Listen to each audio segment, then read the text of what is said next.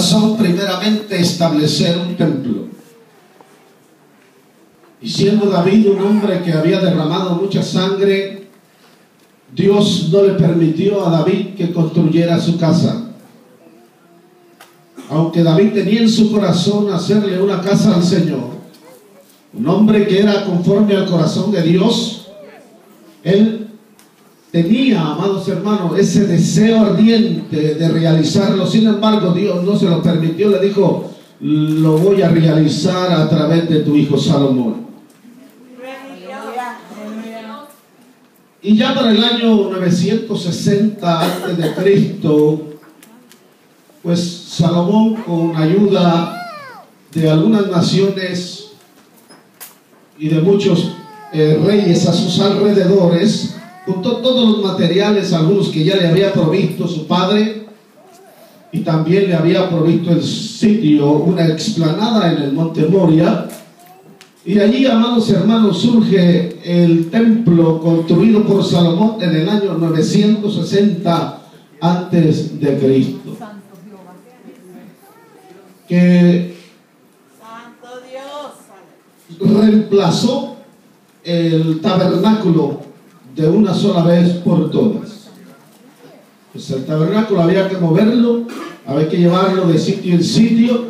Sin embargo, una vez establecido el templo, la adoración se hacía en aquel lugar. Pero según la Biblia, amados hermanos, en ese siglo X o en el año 960, pues se restituyó el tabernáculo y se usó el templo de allí en adelante, para rendirle culto al Señor Dios Todopoderoso. Él preservaba el arca,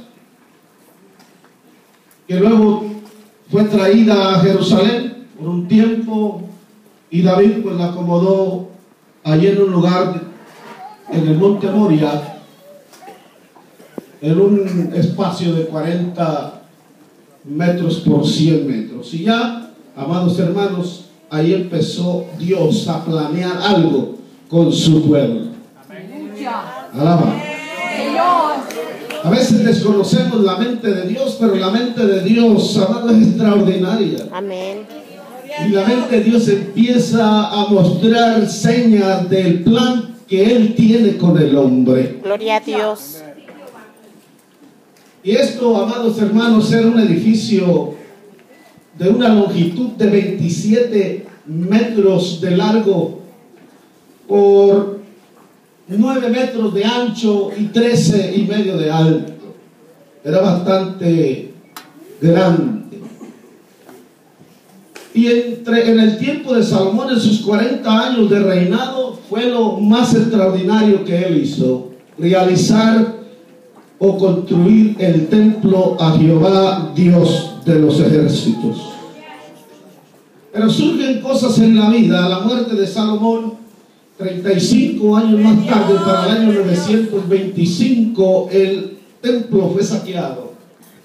Aleluya. Y empezaron los males a suceder. ¿Saben una cosa, amados hermanos? Les voy a adelantar esto. Y es que para los judíos, para los israelitas, tener el templo, eso era su anhelo más grande, era su lugar de adoración, era el sitio donde ellos se sentían felices y gozosos, porque en ese lugar Dios se manifestaba para ellos. Cuando sucedían cosas como estas, el pueblo lloraba y sufría, porque venían saqueadores y le hacían daño al lugar que Dios había establecido para su adoración. Bien que nos dice la historia, amados hermanos, que después de la muerte de Salomón, Jerusalén fue invadida por los Seleucidas en el siglo II o 200 años antes de Cristo. Antíoco Epifanes también, para esa misma fecha, profanó el templo de Dios, sacrificando cerdos en el altar donde estaba la presencia del Señor. ¿Sabe usted, amados hermanos, lo que es que un pueblo adore a su Dios y vea que la presencia del Señor desciende en el templo y que venga un impío, un malvado y sacrifique cerdo en el altar donde desciende la presencia de Dios. Usted dirá, ¿por qué Dios permite eso? Si esa es la casa que Él edificó. Hay cosas, amados hermanos, que a veces no las podemos entender, pero puedo decirle en esta noche como un adelanto que Dios tenía un plan mejor que ese. Y quería mostrarle al pueblo algo que no se lo puedo decir ahora. Santo, santo Jehová, aleluya. Tenga calma y vamos a Aleluya. También, amados hermanos, para esa misma fecha se introducieron muchas deidades y muchos dioses empezaron a celebrar cultos en el templo de Dios. Empezaron las deidades fenicias, las deidades sirias, a diferentes dioses empezaron ellos a glorificarlos. Pero gracias le damos a Dios que durante el reinado de Ezequías y de Josías ellos volvieron y restauraron otra vez. Cuando encontraron el libro de la ley, se humillaron ante la presencia de Jehová, Dios de los ejércitos. Dios puso en su corazón que empezaran a restaurar.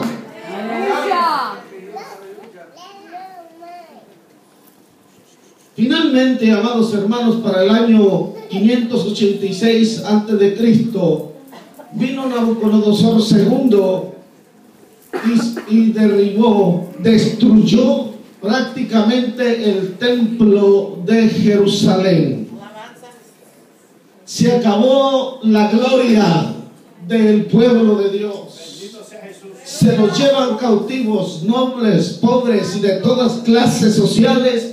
Se los llevan presos a Babilonia. Las mujeres lloran sus hijos. Los hombres se sienten avergonzados, amado hermano, porque llegó el momento de cautividad. Ahora abandonan su territorio. El templo está destruido. No hay gloria para Israel. No hay cómo adorar a Dios porque se acabó. Qué tristes son esas cosas. Pero Dios es bueno y es maravilloso. Amén, gloria a Dios. Pasaron los años. Para el año 538, Ciro de Persia, al que no se le cerraron las puertas, aquel que era pastor, sin él saberlo, sin él entenderlo, Dios lo llamó pastor y le dijo: no se te cerrarán las puertas, yo te voy a abrir las puertas. A ese hombre puso Dios en su corazón ayudar a Israel a reconstruir su templo. Y en el año 38, amados hermanos, bajo su orden y bajo el liderazgo de Zorobabel, se empezaron, amados hermanos, a reorganizar con el regreso de 42.360 personas de Israel que regresaron a la tierra, entre ellos 7.337 sirvientes y 200 músicos entre hombres y mujeres, y empezaron a poner en su corazón restaurar los muros y los cimientos y sobre todo la casa del Señor, porque habían perdido la esencia de lo que era el culto a Jehová, Dios de los ejércitos, durante todos esos años, pues vivían en tierra ajena. Ellos allá, amados hermanos, tuvieron que sufrir y pasar muchos años y aprendieron diferentes hábitos y diferentes costumbres, porque habían perdido su templo, habían perdido la casa donde se manifestaba el Señor. Por eso el profeta Ageo, amados hermanos, proféticamente trata de estimular a Zorobabel diciéndole que se pusiera las pilas. ¿Saben lo que es eso? Las Energizer.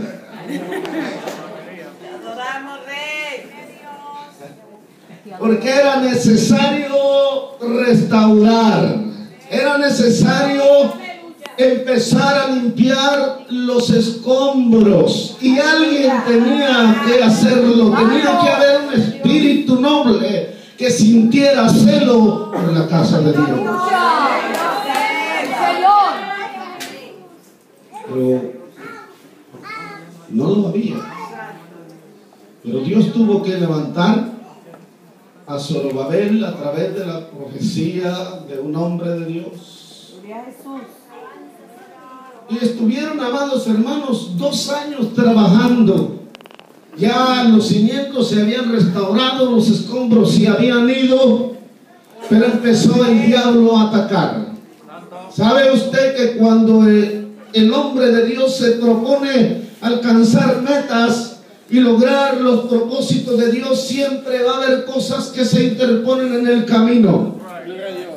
Pero es de valientes y de hombres de Dios creer en la palabra del Señor cuando habla y dice: yo he puesto mi espíritu sobre ti para que hagas lo que yo te mando. La orden de Jehová truena y es más poderosa que cualquier otra cosa. Y a esa voz, hermanos, hay que oír.